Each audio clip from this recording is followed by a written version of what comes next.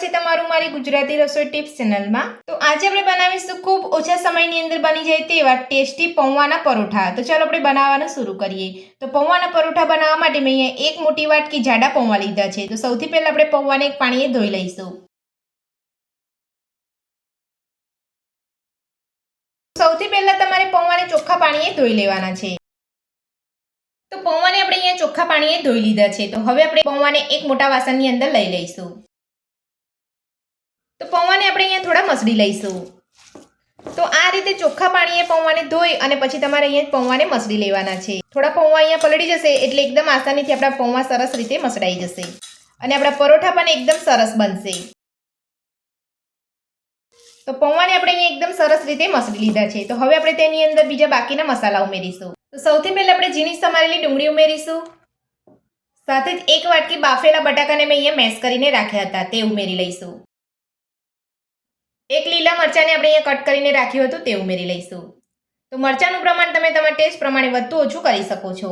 સાથે જ એક ચમચી આદુની પેસ્ટ ઉમેરીશું। ઝીણા સમારેલા લીલા ધાણા ઉમેરીશું। નાની અડધી ચમચી જીરું ઉમેરીશું।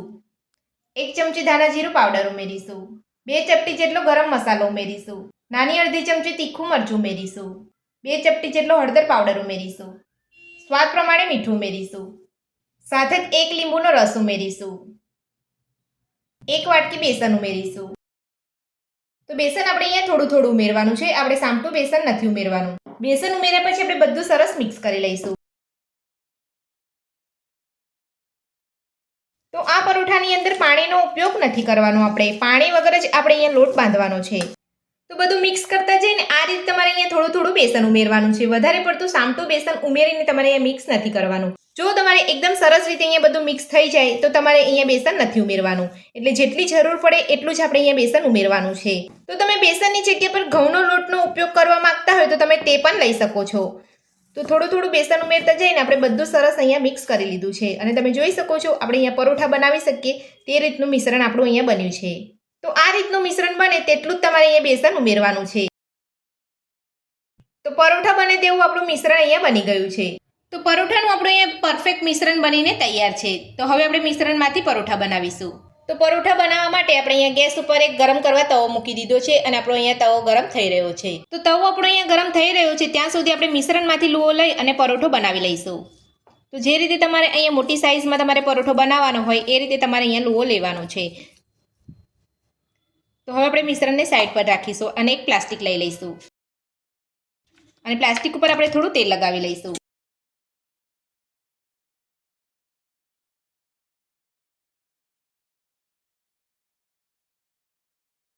આ રીતે આપણે અહીંયા પરોઠો બનાવી લેવાનો છે।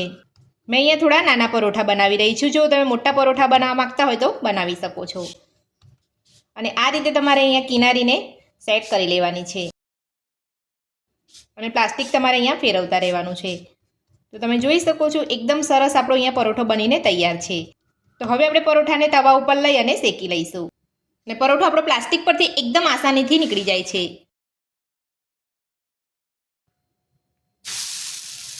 તો પરોઠાને આપણે અહીંયા તવા ઉપર લઈ લીધા પછી હવે આપણે ચારે બાજુ તેલ લગાવી લઈશું અને ગેસની મીડિયમ ફ્લેમ પર આપણે પરોઠાને શેકાવા દઈશું।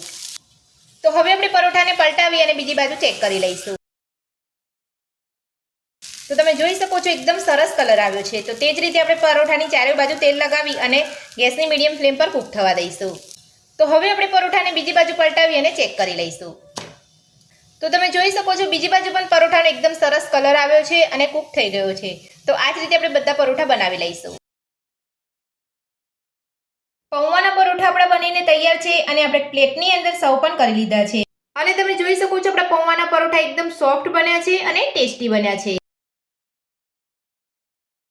તો આ પૌવાના પરોઠા બનાવવાની રીત તમને મારી કેવી લાગી મને કોમેન્ટ બોક્સમાં કોમેન્ટ કરીને જરૂરથી જણાવજો અને મારી આ રીતે પૌવાના પરોઠા બનાવવાનું ઘરે એકવાર જરૂરથી ટ્રાય કરજો।